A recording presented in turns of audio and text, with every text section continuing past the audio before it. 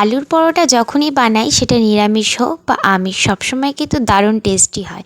চলো আজকে সেটাই তোমাদের সাথে শেয়ার করছি। তো তার জন্য কিন্তু ভাজা মশলা তৈরি করব। 2 চামচ জিরের সাথে 1 চামচ ধনের সাথে শুকনো লঙ্কা একটু নুন দিয়ে একটুখানি শুকনো কড়ায় ভেজে নিলাম। তারপর সেটাকে গুঁড়ো করে নেব। আর এই দিকে আটাতে কিন্তু পরিমাণ মতো নুন, চিনি, একটু সাদা তেল দিয়ে ভালোভাবে মেখে নিলাম।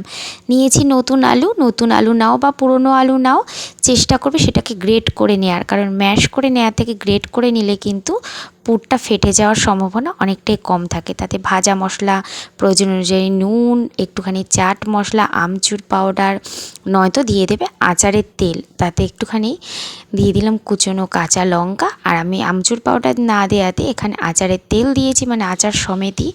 সাথে কিন্তু দিয়েছি কুচনো ধনে পাতা। এতে কিন্তু তোমরা মেথি পাতাও শুকনো ব্যবহার করতে পারো। তারপর এই যেটা দেখাচ্ছি, আগে খানিকটা আটাটাকে বেলে নেবে, মানে লেচি করে তারপর সেটাকে বেলে যদি পুরটা ভরো তাহলে কিন্তু বেশ অনেকটা পুর ধরারও যায় আর ফেটে যায় অনেকটাই কম। যদিও আলুর পরোটা হোক বা মূলো পরোটা, সেটা কিন্তু অল্প অল্প যদি ফেটেও যায় বা আলুটা বেরিয়ে যায়, তাতে যে সুন্দর গন্ধটা হয় সেটা কিন্তু আমার বড্ড ভালো লাগে। তো এইভাবে করে কিন্তু সেঁকে নিলেই রেডি হয়ে যায় আমাদের আলুর পরোটা। কেমন লাগলো জানিও। টাটা।